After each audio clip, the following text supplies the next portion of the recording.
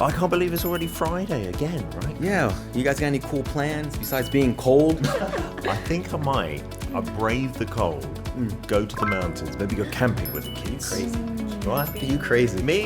That's Brave. That's Yongguk style. That's some British. That's your British side, man. You're not scared? Of what? The polar bears, man. Polar bears? Yeah, there's bears. There's all type of bears in Korea. There's Polar bears? Polar bears. Hey. Oh, in the zoos. Do you guys know about bears in Korea? They're not attacking people, are they? I've recently watched a lot of news that this animal is attacking human. I was like, that was on the news. Yeah. But you're not wrong. Like, this is actually becoming a really big problem in Japan. Really? I was really shocked. Can we find out more about this somehow? Yo, I'm confused. Let's watch this. Let's watch this I think video. we need to see it. All right, let's look.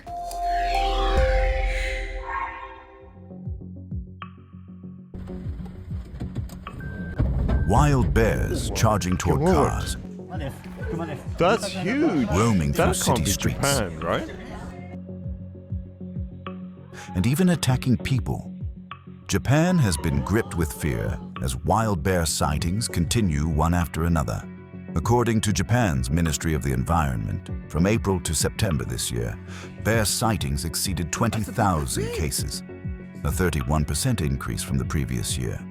And more than 6,000 bears were captured, marking an all-time high.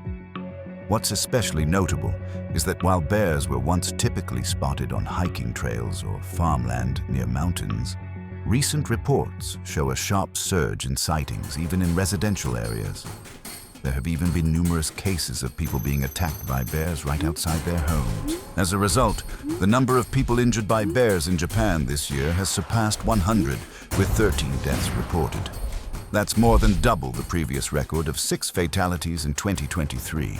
Experts point to several major causes: a growing bear population, reduced food sources due to climate change, and shrinking habitats caused by development.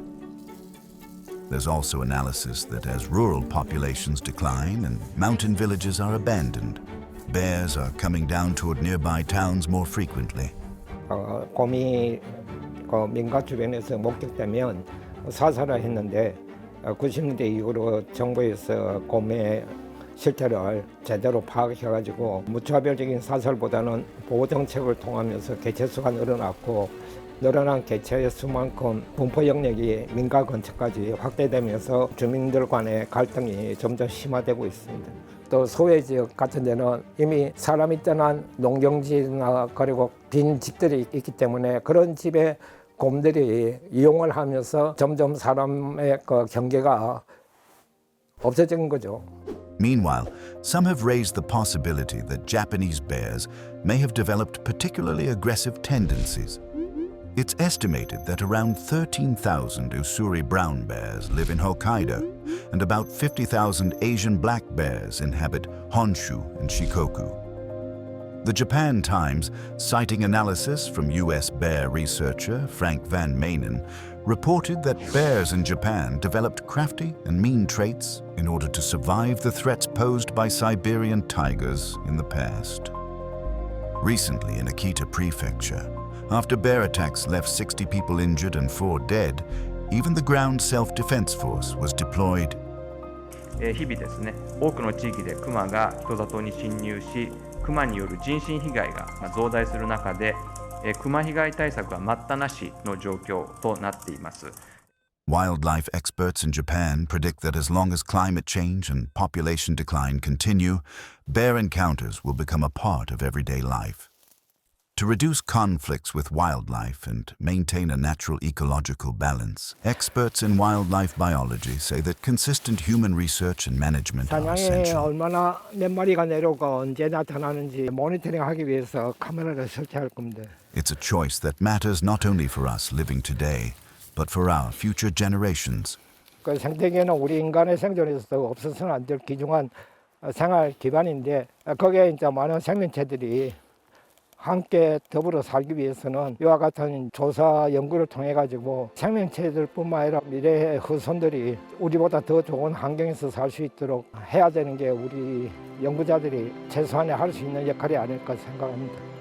As unchecked development and climate change blur the boundaries between human living spaces and wildlife habitats, finding solutions for coexistence is becoming more urgent than ever. I didn't think you were serious, Brandon, with your concerns, but now I see why you're worried about me. Thank you, buddy. Because I know from the States, like, California, like, they have a lot of bears on their flag. Yeah.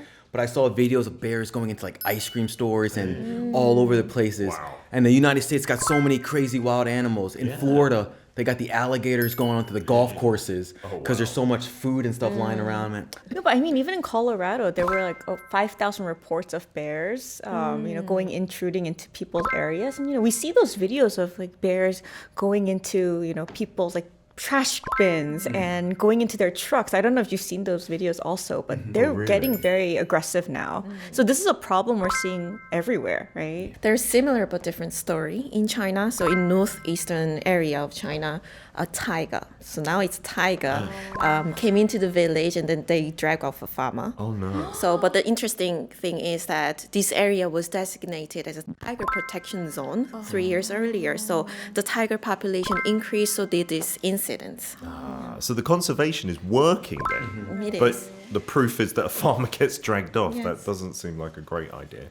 But in Korea, we've got that Asiatic black bear-like protection system, right? The pandalgom. What? So how is that going? This little bear, and it's got like the half moon kind of thing on their chest, but they're usually quite small. And I heard they're really rare here, right? 반달 가슴곰, we call it 반달 가슴곰. So there is an Asiatic black bear originally coming from the Asian region, and they have this like crescent shape on their chest. We experienced a significant decline in this population of these bears long time ago. In 1996, there we found the traces of these bears in Jirisan, and that's when we started to pay attention to the protection of these bears. So there was a documentary, and then public attention to these bears increased. So the project really took off from there. So it's been working. The bear population has been increasing, or?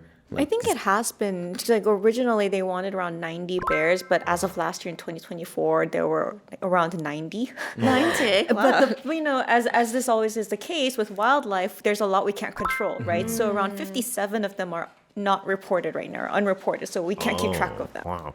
But I heard the story that one was seen on like a Jiri Mountain, like hiking track. And I don't think there's been any like attacks or deaths or anything like that in Korea, but like we saw in other countries, it could happen, right? Yeah, but the thing is that in Japan, they have nearly 44,000 bears. But in Korea, we don't know how many, but it's going to be, less than 100. Yeah. So there's a really little chance to have this bear encounter. And at the same time, like this kind of premature about this bear encounter will blur the advantage of protecting these bears. That's true. There is reports that since the bear return, we experienced the increase in biodiversity, and then more, species have kind of came back to the forest. So there was a lot of advantage. So And I think the hardest part for the bears and just wildlife in general, you have like the industrialization, urbanization, and you have what's called global warming, environmental change. That's what's affecting the bears' environment. So they're running out of food. They're running out of like clean water or anything. So that's why they're breaking into people's houses. And then they also mentioned about this population decline. So there's not Of many humans, people right? around. Yeah. Oh, no one to scare them away. Yeah. So it does seem like, in the extreme, quite a scary issue. But even here in Korea, it affects us because we have a bear population. So what about a message to the bear, just in To the case they're bears. watching? Oh, well, I guess we could say, bears, you may be scared of us, but we love you. So please stop hurting us.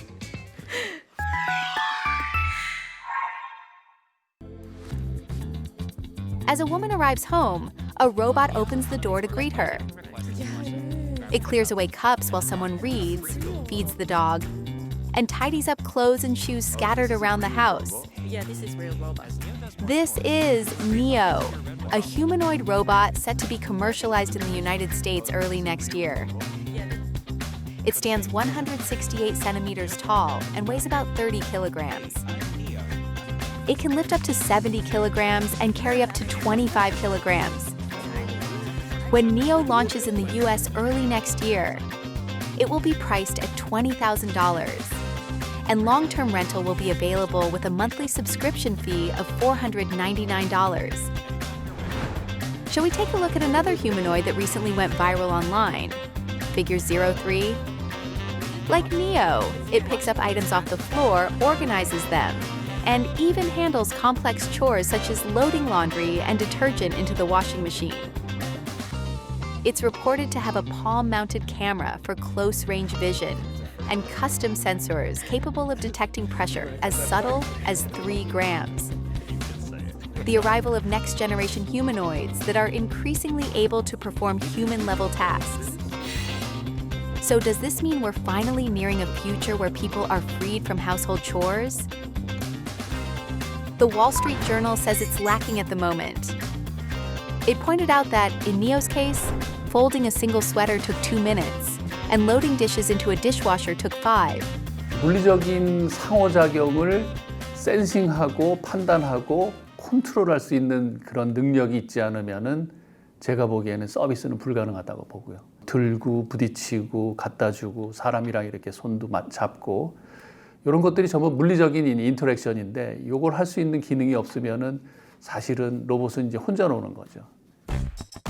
As we saw in a recent video of a Russian-made robot losing its balance and falling, the safety and reliability of humanoids remain unresolved challenges. Cases of robots suddenly pushing or attacking people show that even commercial robots with advanced cognition can malfunction in unexpected ways when placed in unfamiliar environments. 왜냐하면은 데이터가 없기 때문에. LLM은 그 인터넷상이나 이 다큐멘터들이 되게 많잖아요. 최근의 연구 결과에 의하면은 로봇 지능을 굉장히 잘 구현한 회사가 갖고 있는 로봇 지능의 데이터 양이 LLM의 데이터 양에 비해서 10만 분의 1밖에 안 된다라고 돼요. In the end, for robots to truly enter the home, they'll need the ability to accurately perceive their surroundings, understand physical interactions, and control them with precision. 피지컬한 인터랙션에 관한 데이터를 가지고 어떻게 잘 이제 학습을 시켜서 피지컬한 인텔리전스에 관한 정보를 잘 끄집어낼 수 있는가라는 그 빅뱅이 일어나면은 저는 이 문제가 해결될 거라고 생각이 됩니다.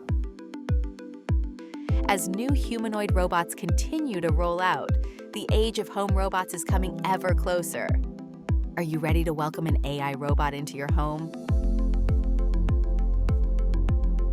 Okay, so is this real? No, this is AI. It does look like movies that we saw when we were younger, right? But I kind of feel like I want one just because I have piles of laundry at my house and I would love for this to fold up all the laundry and clean my apartment. That would be great. Yeah, it sounds great. But did you hear the price? $20,000 to buy it or $499 a month subscription? A month. No. Would you pay that much? Just hire a housemaid. Right, that's what I'm looking for one right. Yeah. That's only 15,000 won. Okay, it said that the complex task, like, it's supposed to be like semi-autonomous, right? So it's supposed to do everything on its own. But the complex task, it uses a human to control the robot. Yeah.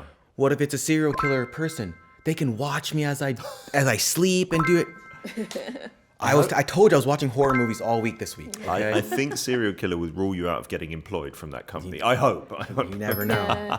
That I don't feel comfortable, this humanoid or human-like thing walking around my house. If you just leave it or overnight, it might do all your chores while you're sleeping. But you're right, that it looks like a human, it feels like it's infringing on your privacy. Like, what if it was watching you in the toilet or something like that while it's cleaning? I don't know. And then a human can see that? That's a bit weird. Especially because it said it can make simple decisions on its own, right? And so that could be a little scary over time. Like, I would be worried, like, if I want my apartment to be very bright, but the robot decides, oh, we need to save energy, and then it starts to unplug everything and makes my apartment really dark. I don't. My decision making is disappearing, right? The it's robot's making autonomous. this. Yeah, it's taking away my decisions. That's true. So I don't know, where do we draw the line in terms of making these decisions with the robot? The only thing I can think this is good for is for like the elderly or somebody that has like a physical needs disability, support. Disability, disability or something that could need the help of like carrying stuff. But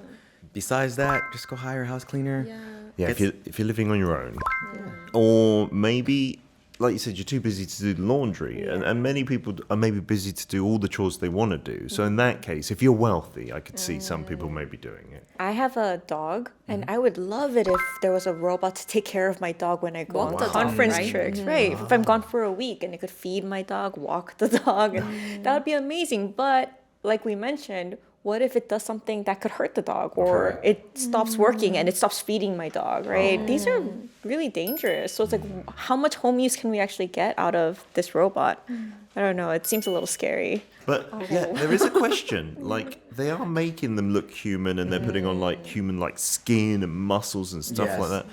But why does a robot have to look human? Is that a good or a bad thing? Because I like my robot vacuum cleaner and stuff, and it doesn't look like a human. It doesn't need to look like someone like me. Yeah. So is there a need for that? Is that more attractive to people? I don't know. I wouldn't want it to have it look like a human. I would want it to look like a robot, something robotic-like. But it's like something that we do have to consider in this era, like AI and all that stuff. It's just, as you know, like technology does move much faster, and then the social norms move much slower. So trying to figure out how to balance those two. We need robot to replace human labor. Yeah. So in that case, then we need something that has limbs, right? So if you're going to ask robot to cook, then we need, arms and legs. But that's like, that could be taking away jobs from people, you gotta. It's going to someone's job's eventually gonna be replace losing. many jobs, Yeah, but it could like go further. It could like have 8 arms and 8 legs, like be better than humans at That things. might be scary. That's That also sounds scary, doesn't it? I mean, the height of it kind of scares me, but if there's something I can't reach, like in my kitchen, then it could reach it for me. So I understand why it's tall. Yeah. you can ask them to adjust the height.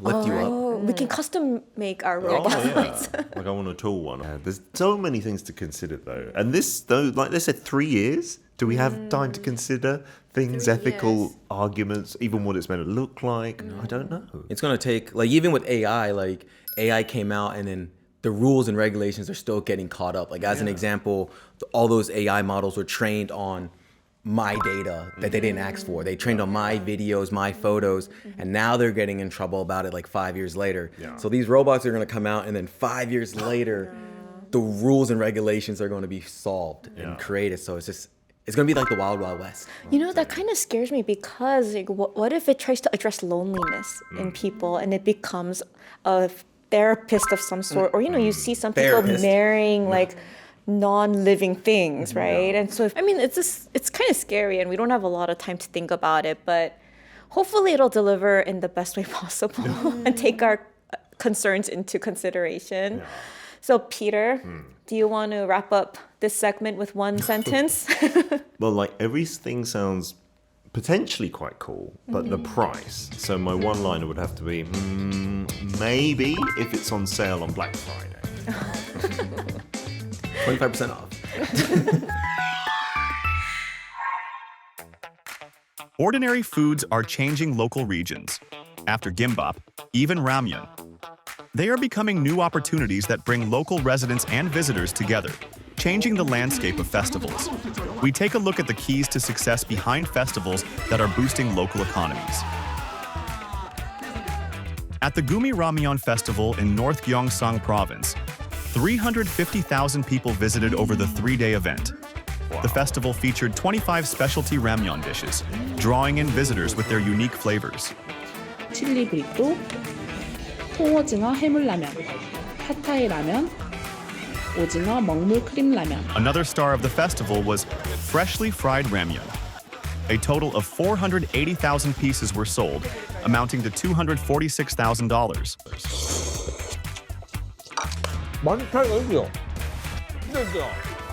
Gumi is the major ramyeon production hub, responsible for 75% of all Shin ramyeon manufacturing.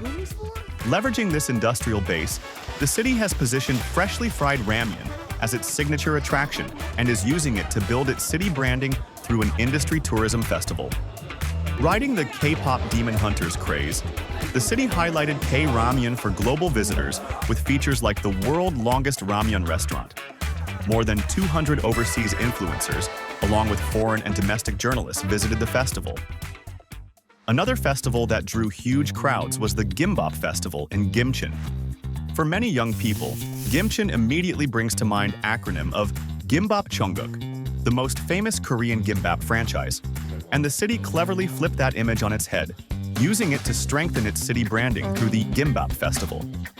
After the huge success in the first year, the city upgraded both operations and content. And as a result, 150,000 people visited the festival.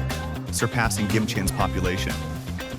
예전에 어떤 축제라는 데들을 가게 되면은 그 지역만의 로컬이라고 하는 부분을 굉장히 많이 관심을 갖고 방문을 하게 되는데 최근의 경향은 하이퍼 로컬이라고 해서 로컬 플러스 좀 더 로컬을 뛰어넘는 일상적인 어떤 경험에 대한 것들이 같이 결합되는 것들을 볼 수 있어요.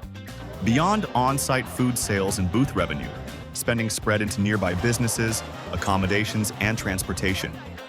During the festival period, Gumi's total local economic impact is estimated at about $1.03 million. The festival boosted nearby commercial district sales by an average of 36.9%, and more than 48% of visitors from outside the region led to increased spending on lodging and nearby restaurants. The Gimcheon Gimbap Festival also successfully drew massive crowds by encouraging visits to nearby tourist attractions such as Jikjisa Temple. Beyond one-off success, these festivals now need long-term strategies to truly take root in the local economy. 결국에 축제가 성공하려면은 컨텐츠를 만드는 주체가 좀 개방성을 갖고 많이 참여할 수 있게 만들어줘야 될 것 같아요. 대신 이제 그러려면은 아무래도 그들이 들어왔을 때 뭐 바가지 문제라든지 뭐 불친절 문제라든지 이런 가이드라인 같은 것들은 지자체에서 잘 이렇게 지침을 제공해주고 어떻게 보면 그 판을 깔아주는 형태들을 좀 마련해주는 것들이 필요하지 않을까 그런 생각이 듭니다. From gimbap to ramyun, the success continues. Interactive experiences, strong branding, and meticulous operations are breathing new life into local regions. What story will the next festival tell? Oh, come on. You've got to be craving ramyun now. I gotta try some when I get home. As soon as you finish, 편의점. Oh, I want some bibimbap. I like bibimbap. Oh, that's good as well. I'll do some ramen. I'll do some ramen. Yeah, but I mean, we're seeing a lot of how these festivals have really changed now, right? From others, they used to be a lot bigger and like farther away, kind of more distant. But now it's like very crowded and a lot of people that really want kimbap. I can clearly see that things have changed dramatically. So in the past, the food was overpriced, and then like the parking was chaotic. And nowadays, whole festival is very well organized, and then now the food prices are regularized. Yeah, I've been to a couple of these festivals, and like I was trying to get food, like they got the hot dog and the pachon, the Korean pancakes, and it's actually really affordable. One thing that's really improved is we saw it on there as well. You could order on your phones, you could scan in QR codes. Because I've been to even some small festivals in Korea where it just took ages standing in line for the food, because Koreans always want to eat at a festival, right? But now, without the queues, I think everyone's stress levels just go down. Just like ordering food, like it's like you can do like beidao, like it comes to your table. Yeah. Or they'll like tell you when it's ready and then you go and collect it. Yeah. I love Korea. So easy. Technology. Yeah, technology. And then things are becoming more sustainable and eco-friendly as well. So it didn't appear in this video, but I saw these 뻥튀기 접시, puffed rice plates. Oh, as plates. And then they serve gimbap on these plates. So then it doesn't leave any trashes. So You just eat it. You eat the plate. Gimbap and then plate as well. Wow. That's great. Even with in a lot of these festivals, like there used to be a distance between the stage and then the people that were standing there, but now like it's just everyone is just close together. It's a lot more intimate. Yeah. And then what I really like these days, so they got rid of more and more festivals are getting rid of these opening ceremony or 의전. So sometimes like the politicians and mayor, they come and then like have a long speech. Oh, I celebrate whatever. And then nobody's interested in that. And then they're now cutting off all these, not interesting stuff and then make it more enjoyable for the people. So it's just like kasu and stuff coming, like BTS. Kasu Not performance and then experiences in food. Not BTS, but BTS. A little too expensive. not too expensive. So Korea's got what? Kimbap festivals, ramen festivals, chimek festivals, bread festivals. Y'all trying to make me gain weight, man. I'm trying to work out. Carb festival. Carb festival, right? It might be bad for our waistlines, but I wonder how festivals can keep people coming back, not to the festival necessarily, but to the area, because it's kind of a big advertisement for them, right? But I'm guessing most people will just go for the festival and maybe not come back. Once a year, go once a year. And just at festival and time. then have like a big musical act. So like, I don't know, Psy, Psy, whatever. Oh, Psy's coming to the so-and-so festival. You want to see Psy for free? come to the festival, and then obviously people will buy food and stuff like that, and the lodging, and the city will make the money back through the taxes. That's a good idea.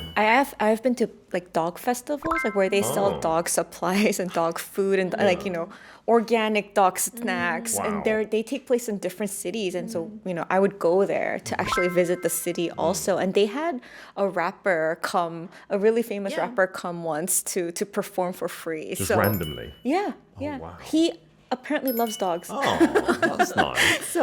So that could be a huge incentive.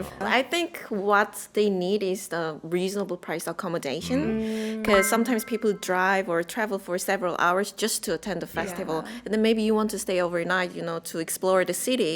Then it can generate more revenue for the local economy. But the problem is that there's not much, affordable accommodation nearby.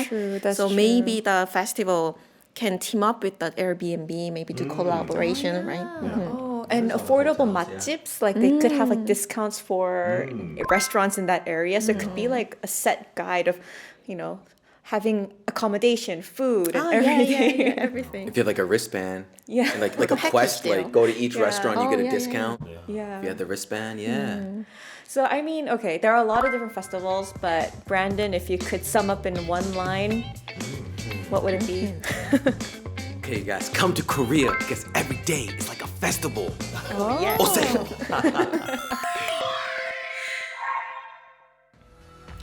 Discussing this wide range of topics every single week, it makes us feel, I think, more well-rounded, maybe even scholarly. I feel like all the random facts I'm learning is like prepping me for like a game show.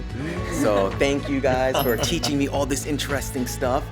I'm gonna win $1 million next year. Yes, I got you. I mean, for people watching, they may win $1 million too, because they're gonna hear something somewhere else, be like, oh, I've heard this before, maybe on the show. I feel like this is a group study session, but a little bit loud. I'll be very, very quiet from now on, you guys. You make it way more fun as well, Brandon. Yeah. So thanks to everyone who's watching as well and kind of thinking at the same time along with us. So we'll see everybody, I guess, next week.